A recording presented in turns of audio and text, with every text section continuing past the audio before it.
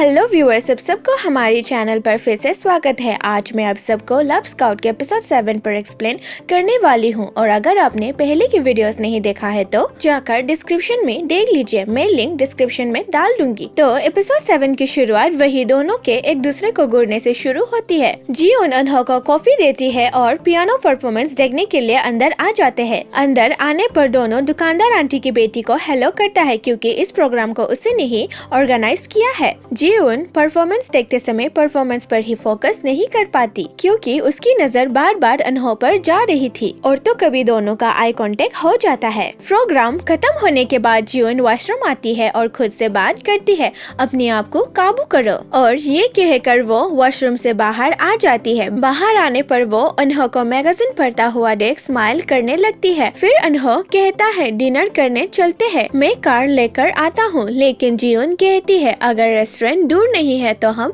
चल के भी जा सकते हैं। दोनों चलते चलते बात करके जाते हैं तो जीउन पूछती है आज का मीटिंग कैसे रहा, जहां अनहो जवाब देता है ऑफिस आवर खत्म हो जाने के बाद हमें फिर से काम के बारे में बात नहीं करना चाहिए और जीउन को रेस्ट लेने और अपनी दिमाग पर ज्यादा प्रेशर नहीं लेने के लिए बोलता है। दोनों अपनी बचपन के लाइफ और कॉलेज लाइफ पर भी बात करते हैं। जीउन बोलती है उसकी कॉलेज टाइम पर ज्यादा फ्रेंड्स नहीं थे तो वो रोज बुक स्टोर पर आकर पढ़ाई करती थी और बुक स्टोर पर आने की वजह से ही धीरे धीरे सोमी से क्लोज हो गई। तो उन्हों उसे चिढ़ाकर बोलता है मुझे लगता है आप अपने स्टूडेंट लाइफ पर कुछ ज्यादा ही खड़ूस टाइप की थी जिसको संभालना बड़ी ही मुश्किल थी अभी के जैसे। तो जीउन भी अनहो को बचपन की लाइफ में वो कैसा था पूछती है, जहाँ अनहो जवाब में मैं एक्चुअली बहुत ही शाय किस्म का आदमी था जो आसानी से डर जाता था, बट में जैसे जैसे बड़ा हो गया मैं बदल गया और एक स्ट्रॉन्ग पर्सन बन गया। लेकिन जीउन बोलती है मैं तो जैसे जैसे बड़ी हो रही हूँ मुझे ज्यादा से ज्यादा डर लगने लगी है क्योंकि मुझे ऐसे लगने लगी है जैसे कि सब कुछ एक ही पल में खत्म हो जाएगी। ये सुन के अनहो बोलता है ऐसे कैसे सब कुछ खत्म हो जाएगा, मैं हूँ ना, मैं तुम्हें प्रोटेक्ट करूँगा। उसके ऐसे प्यारी बातें सुन जीउन उसे देखती रह जाती है। एंड जब दोनों बात करते करते आ रहे थे तो एक फैमिली उनके फोटो लेने के लिए अनहो को बोलता है। अनहो उनका हैप्पीली फोटो खींचता है। अनहो को हैप्पीली उनके फोटो लेते देख जीउन स्माइल करती रहती है। एंड फोटो लेने के बाद उस फैमिली की बच्ची दोनों से कहती है मैं अच्छे से फोटो ले सकता हूँ और मैं तुम दोनों का भी अच्छा से फोटो खींच सकता हूँ। पहले जीउन मना करती है फोटो लेने के लिए, बट अनहो ओके खींच देना बोलता है। फिर बच्ची उन दोनों का फोटो लेती है, बट फोटो की फ्रेम में दोनों अच्छे से नजर नहीं आ रहा था क्योंकि वो दोनों एक दूसरे से दूर कर रहा था। इसीलिए बच्ची कहती है अब दोनों एक दूसरे से करीब आ जाइए और स्माइल भी करने के लिए कहती है। अब जीउन घर आ जाती है और तभी अनहो भी उसे वही फोटो सेंड करता है मैसेज के साथ, मुझे लगता है बच्चे ने हमें धोखा दिया है क्योंकि वो फोटो ब्लर था। लेकिन फिर भी जीउन स्माइल करके वो फोटो को सेव करती है बिकॉज ये फोटो उन दोनों की फर्स्ट फोटो है एक साथ की। और वो अनहो को मैसेज करती है आज का दिन अच्छा था। फिर अनहो जवाब में नेक्स्ट टाइम और भी टाइप कर रहा था, बट वो मैसेज को डिलीट करके सी यू टुमारो मैम देता है। अब सीन डायना कॉस्मेटिक्स के लेफ्ट रूम में शिफ्ट होता है।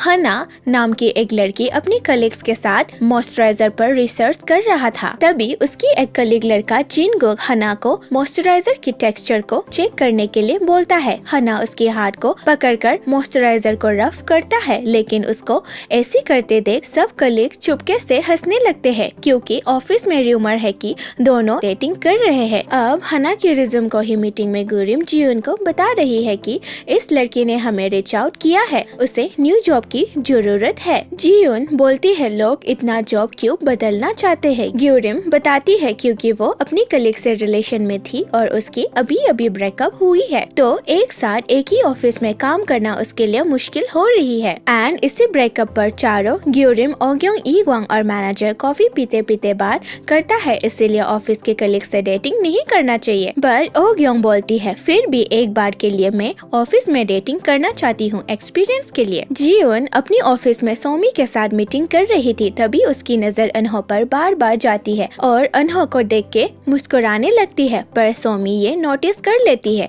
और अपनी बात पर ध्यान नहीं देने के लिए उसे डांटती है। फिर नेक्स्ट मॉर्निंग जब सोमी और जीउन ऑफिस आती है तो जीउन एलिवेटर का डोर को बंद नहीं होने देती तो सोमी बोलती है क्या हुआ, बंद क्यों नहीं कर रही हो? जियोन बोलती है इन्हों आ रहा है। तो सोमी जियोन को ऐसा करते देख हंसने लगती है क्योंकि जियोन कभी भी अपनी कलीग के लिए दरवाजा खोल के नहीं रखती थी। और फिर जब इन्हों जियोन को स्केड्यूल बता रहा होता है तो इन्हों पूछता है मैम आप आज लंच पर क्या खाना पसंद करेंगे? तो जियोन बोलती है तुम्हारी मर्जी, तुम्हें खाने में जो भी पसंद हो। तो इन्हों वेटर को देखते हुए बोलता है ऐसे वेटर में तो स्पाइसी पोर्क खाना चाहिए। तो जियोन ठीक है हम यही खाएंगे बोलती है। ये सुन के इन्हों स्माइल करते हुए जियोन की ऑफिस रूम से बाहर चला जाता है। फिर थोड़ी देर बाद सोमी जियोन को लंच करने के लिए बुलाती है जहाँ जियोन मैं तो इन्हों के साथ जा रही हूँ बोलती है। सोमी कहती है पता है मुझे स्पाइसी पोर्क खाने वाले हो ना, आ जाओ मैं भी वही खाने जा रही हूँ। और तो सोमी सब ऑफिस कलीग्स को भी इनवाइट करती है और सब ऑफिस के कलीग्स भी लंच करने के लिए उनके साथ जाते हैं। जियोन सबको उनके साथ जाते हुए देख उदास हो जाती है क्योंकि उसे लगी थी कि वो इन्हों के साथ अकेले में टाइम स्पेंड करेगी। उधर ग्यूरिम हना से मिलने आती है और हना अपनी जॉब चेंज करने के डिसीजन को किसी को भी नहीं बताने के लिए बोलती है और जल्दी से उसके लिए नई जॉब ढूंढने के लिए भी कहती है। हना ग्यूरिम से मीटअप करने के बाद अपनी ऑफिस में लंच करने आती है तो मैनेजर उसे देख साथ में लंच करने के लिए बुलाता है जहाँ बाकी स्टाफ हना को नहीं बुलाने के लिए मैनेजर को बोल रही थी। हना आकर बैठने पर जिनगुक को देखती है और थोड़ी अनकंफर्टेबल हो जाती है बट ऐसे प्रिटेंड करती है जैसे कि वो अनकंफर्टेबल नहीं है। जिनगुक जल्दी से अपना लंच खत्म करके टेबल से उठ जाता है। आफ्टर लंच दोनों चुपके से मिलके बात करते हैं। हना तो बेचारा जिनगुक को डांट रही थी क्योंकि वो नहीं चाहती थी कि बाकी कलीग्स को लगे कि वो दोनों रिलेशन में था और अब ब्रेकअप हो गए। लेकिन जिनगुक भी गुस्सा करता है और कहता है वैसे भी सबको पता है, प्रिटेंड करने की जरूरत नहीं है। फिर हना जिनगुक को जाने से रोकती है और बोलती है पहले मैं जाऊंगी और तुम 5 मिनट बाद आ जाना। हना ऑफिस के अंदर आती है तो मैनेजर हना को उसकी नई प्रोजेक्ट जिनगुक के साथ पेयर अप करके काम करने के लिए बोलता है और प्रोजेक्ट उसके हाथ पर देते हुए कहता है काम करते वक्त हमें अपनी दर्द को भूलना चाहिए। जियोन फिर उजोंग के पापा चेयरमैन से मिलने आती है एंड चेयरमैन बताता है कोरियन मिनिस्ट्री अपनी नई काम के लिए जल्दी से किसी को हायर करने वाले हैं और मैंने तुम्हारे बारे में बात किया है। लेकिन जियोन इस ऑफर को एक्सेप्ट नहीं करती और कहती है मैं पीपल्स कंपनी को मेरी दम पर ही बढ़ाना चाहती हूँ।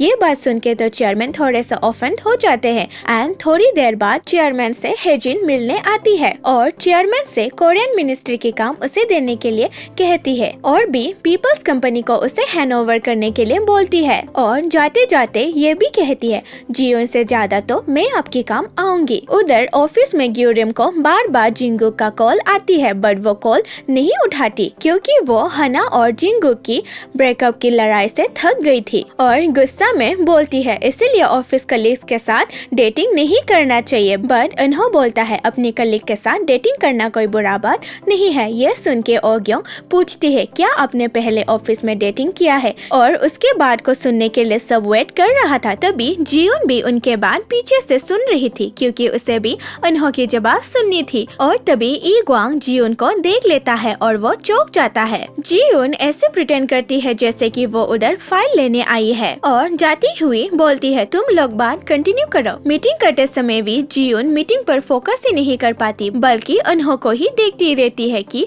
उसने ओग्योंग को क्या जवाब दिया होगा और नहीं सुन पाने के गुस्से में ही वो अपनी पेंसिल को तोड़ देती है। सोमी और उजोंग उसे डांटती है मीटिंग पर फोकस नहीं करने के लिए और बार बार एक ही सवाल पूछते रहने के लिए। फिर मीटिंग के बाद जियोन रेस्टोरेंट पर अपनी क्लाइंट से मिलने आती है बट वो उधर भी फोकस ही नहीं कर पाती और इन्हों को देखती रहती है और खुद ही स्माइल करने लगती है। ऑफिस में भी काम करते समय उसकी नजर बार बार इन्हों पर ही जाती है इसलिए वो डिसाइड करती है बस अब हो गया और नहीं। फिर वो सोमी के पास जाके उसके लिए न्यू सेक्रेटरी देने के लिए बोलती है। सोमी तो ये बात सुन के चौंक ही जाती है और बोलती है इन्हों से अच्छा कोई भी सेक्रेटरी नहीं हो सकता तुम्हारे लिए। एंड ऑफिस से आने पर इन्हों को सोमी के बाद याद आता है कि सोमी ने उसे पूछा था क्या जियोन और तुम्हारे बीच में झगड़ा हुआ है इसीलिए जियोन ने नई सेक्रेटरी ढूंढने के लिए कहा है। इन्हों बेचारा सोचते रहते हैं कि जियोन को क्या हुआ होगा एंड वो फाइनली जियोन से पूछता है क्या मैंने कुछ गलती किया है, जहाँ जियोन जवाब देती है नहीं तुम्हारा कोई गलती नहीं है, गलती तो मेरी है कि अगर अपनी फीलिंग्स कन्फेस करती है। एक्चुअली मैं तुम्हें पसंद करने लगी हूँ और इसी वजह से ही मैं तुमसे दूर होना चाहती हूँ, बिकॉज मैं मेरी काम पर फोकस नहीं कर पा रही हूँ। एंड घर आकर बेचारी उदास बैठी रहती है। उधर अनहो भी घर आकर उसकी कन्फेस्ट को सोचता रहता है। नेक्स्ट मॉर्निंग जब अनहो ऑफिस आता है तो वो जियोन को देखता है और दोनों एक दूसरे को गुड मॉर्निंग विश करता है, लेकिन जियोन उसे अवॉइड करने के लिए फोन में बात करती है ऐसे कि उसे कॉल आई हो। वो ऑफिस में भी अनहो को बार बार अवॉइड करती है एंड जब अनहो उसे लंच के लिए पूछता है तो वो अवॉइड करती हुई बोलती है मुझे नहीं खाना, लेकिन अनहो उसके लिए लंच लेकर आता है।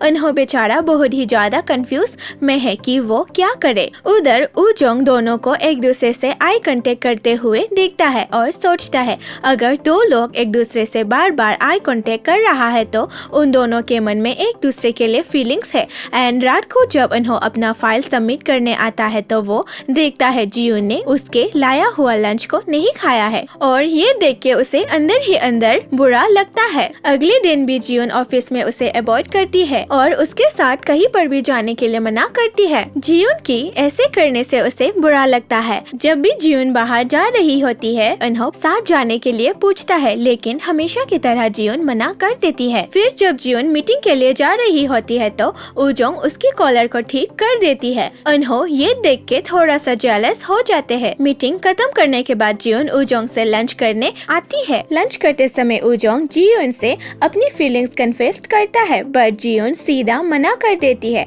और बोलती है मैं हमारे रिलेशन को खराब नहीं करना चाहती हूँ। लंच करने के बाद उजोंग किंडरगार्टन स्कूल आ जाता है अपनी भाभी से मिलने, लेकिन उसे उधर जोंगसू मिल जाता है और दोनों बात करने लगता है। एंड बातों बातों में उजोंग बोलता है आज तो मेरा दिन ही खराब गया, मुझे मेरी क्रश से रिजेक्शन जो मिल गया। जहाँ जोंगसू पूछती है वन साइडेड लव था क्या, एंड दोनों बियर पीने के लिए चला गया। जोंगसू भी बताता है उसे भी कोई पसंद है एंड उसका भी वन साइडेड लव है। तो उजोंग कंफ्यूज होके बोलता है तुम्हारा तो बेटा है ना। जहाँ जवाब में जोंगसू बोलती है हर फैमिली में एक ना एक राज होता है, और दोनों ठीक से शराब पीने लगते हैं। सुबह जोंगसू को हेडेक होती है इसलिए उसकी माँ ज्यादा पीने पर डांटती है और किसके साथ पिया पूछती है। फिर थोड़ी देर बाद उसे रात के सीन को याद आ जाती है कि उसने शराब पी के क्या क्या किया था और उसने उजोंग के बोलने पर अनहो को मूवी डेट के लिए इनवाइट किया था। तभी अनहो उसे कॉल करता है तो वो फिर से अनहो को मूवी डेट के लिए पूछती है क्योंकि अनहो का फेवरेट मूवी दोबारा से रिलीज होने वाला है। अनहो देखने के लिए मान जाता है। उसकी माँ तो ये सुनकर बड़ी ही खुश हो जाती है अपनी बेटी के लिए, क्योंकि वो चाहती थी कि जल्दी से उसकी बेटी सेटल हो जाए और नई जिंदगी शुरू करे। अब सीन फिर से ऑफिस में आ जाती है। ग्योरिम और हना दोनों मीटिंग कर रहा होता है, लेकिन तभी जिंगुक भी आ जाता है और हना ग्योरिम पर गुस्सा करती है जिंगुक को बताने के लिए, बट वो बोलती है मैंने नहीं बताया उसे। तो जिंगुक बोलता है तुम तो कभी ऑफिस में लीव ही नहीं लेता है, तो मैं क्यूरियस हो गया कि तुम क्या कर रही हो और कहाँ गई हो। जल्द ही दोनों में बहस हो जाता है क्योंकि जिंगुक बोलता है कि तुम कंपनी में रहो और जॉब में चेंज करूंगा। बेचारी ग्योरिम इसकी सुने या उसकी सुने हो जाती है और करे भी तो क्या करे, दोनों में झगड़ा हो जाते हैं। जिंगू बोलता है क्या तुम मेरी बिना रह सकोगी, और बी बोलता है पछताओगी तुम मेरी तरह, बिकॉज मैंने पछताया है तुमको छोड़कर। और बी बोलता है कंपनी को भी और मुझे भी छोड़कर नहीं जाओ। हना ये सुन के रोने लगती है। ग्योरिम तो उसकी रोने को देखकर चौंक जाती है। उधर बाकी ऑफिस के स्टाफ उन दोनों को ऐसे देख बड़ा ही रोमांटिक फील करते हैं और फिर दोनों रिलेशन में वापस आ जाते हैं। और हना ग्योरिम को सॉरी बोलती है क्योंकि वो अब जॉब चेंज नहीं करेगी। अब सब कलीग्स ग्योरिम को दिल छोटा नहीं करने के लिए बोलती है क्योंकि उसने बहुत मेहनत किया था इस प्रोजेक्ट के लिए। अब बहुत दिन बाद अनहो जियोन को मीटिंग के लिए छोड़ने आया है और जियोन मीटिंग पर जाने से पहले अनहो को बोलती है ज्यादा देर नहीं होगी, इसीलिए तुम मेरा इंतजार यहीं पर करना। जीउन जल्दी से अपनी मीटिंग खत्म करके आती है, बट वो देखती है अनहो तो कार पर सो रहा है। वो उसे डिस्टर्ब नहीं करना चाहती और अनहो की तरफ जाके खड़ी हो जाती है। उसे देखने पर वो जानती है कि अनहो को डूब लग रहा है, तो थोड़ी देर के लिए वो उधर खड़ा होकर अनहो को छाया देने लगती है। फिर थोड़ी देर बाद अनहो जीउन को कार के अंदर पाता है। अनहो सॉरी कहकर मैं कितने समय से सो रहा हूँ पूछता है। जीउन बोलती है आधा घंटा से। एक्चुअली जीउन अनहो को सोने देती है क्योंकि उसने इस मीटिंग के लिए पूरी रात रहकर फाइल बनाया था। उधर सीन ईगांग की बुक स्टोर पर हो जाता है। ईगांग और अनहो रात को पी के आराम से बात करता है अपनी अपनी जिंदगी के बारे में। ईगांग अनहो को अपनी नई लाइफ शुरू करने के लिए बोलता है, जहां अनहो जवाब में कहता है एक्चुअली आजकल मेरे दिमाग में कोई है, बट मुझे ऐसा नहीं होना चाहिए क्योंकि बोयल अभी अभी ठीक हुआ है एंड मुझे उसकी भी तो ख्याल रखना है। ईगांग उसे बोलता है किसी को पसंद करना कोई गुनाह थोड़ी ना है, तुम्हें अपने आप से ऑनेस्ट होना चाहिए और करेज बनाकर जल्दी से कन्फेस कर लेना चाहिए। उधर ऑफिस के कलीग्स भी बाहर से पीकर निकला है और सब ग्योरिम को मोटिवेट करती है कि वो दिल छोटा ना करे इस प्रोजेक्ट को मिस आउट करने पर। बट मैनेजर बोलता है अभी कोई घर जाने का टाइम थोड़ी ना है, चलो हम लोग सेकेंड राउंड पीने चलते हैं। बट ग्योरिम और ईगांग भाग जाते हैं और बेचारी ओग्योंग क्या करे कंफ्यूज में रह जाती है। तभी ईगांग उसे खींच के ले जाता है और दोनों बात करते करते आराम से घर जाने लगता है। लेकिन ईगांग अपना पैर फिसल कर गिरने वाला था तो ओग्योंग उसे पकड़ लेती है और दोनों में हमें एक स्पार्क देखने को मिलता है। फिर नेक्स्ट दिन उधर बुक स्टोर पर बोयल और सौजुन बुक्स पढ़ रहा था, तो बोयल एक बुक को ऊपर से निकालने की कोशिश कर रही थी। तभी जीउन आकर बुक निकाल के उसे देती है एंड जीउन को उधर पता चलती है आज अनहो किसी के साथ मूवी डेट पर जाने वाला है। ये सुनकर वो थोड़ी सी उदास हो जाती है। ऑफिस में अनहो अकेला काम कर रहा है, बाकी सब चले गए। तभी जीउन आके बोलती है तुम घर जा सकते हो, वैसे भी तुम बिजी आदमी हो। फिर भी अनहो बोलता है मैं पूरा काम खत्म करके ही जाऊंगा। दोनों काम करते समय एक दूसरे को देखते रहते हैं क्योंकि दोनों को एक दूसरे से बहुत कुछ बोलना है लेकिन बोल नहीं पाता। फिर अनहो को जोंगसू से कॉल आता है तो उसे जाना पड़ता है। जीउन बेचारी अकेली रह जाती है ऑफिस में। अनहो ड्राइव करते करते सोचता है नहीं जाना चाहिए उसे और ईगांग की एडवाइस को भी उसे याद आ जाता है, तो वो कार को यू टर्न मार के वापस जीउन के पास आ जाता है। उधर ऑफिस में जीउन भी अनहो के साथ बिताए हुए मोमेंट्स को ही याद कर रही थी, तो वो जल्दी से अपनी बैग्स को उठाकर आ जाती है अनहो से मिलने। वही मूवी की टिकट्स को बुक करके अनहो वापस ऑफिस आता है तो वो देखता है जीउन तो ऑफिस से चली गई है, बट उसकी नजर जीउन के कंप्यूटर में जाती है और उसे देखने को मिलता है जीउन ने भी वही मूवी की टिकट्स को बुक किया है जिस मूवी को वो जोंगसू के साथ देखने वाला था, और वो भी जाकर जीउन को ढूंढने लगता है। दोनों भाग के एक दूसरे को ढूंढने लगता है। अनहो को जीउन सड़क के दूसरे तरफ पर दिखाई देता है। तभी जीउन अनहो को कॉल करती है और कहती है मूवी नहीं देखने के लिए, लेकिन अनहो कहता है मैं तो मूवी देख रहा हूँ। लेकिन जीउन कार की आवाज को सुनकर जान जाती है कि वो दोनों एक ही स्पॉट पर है, इसीलिए वो पीछे देखती है। फिर अनहो बोलता है मैं तुम्हारे पास आ रहा हूँ, तुम उधर ही रुको। अनहो आके जीउन को जोर से हग करता है और दोनों किस करने लगते हैं एंड इसी सीन से ही एपिसोड 7 का एंडिंग यहीं पर हो जाती है। Thank you for watching guys.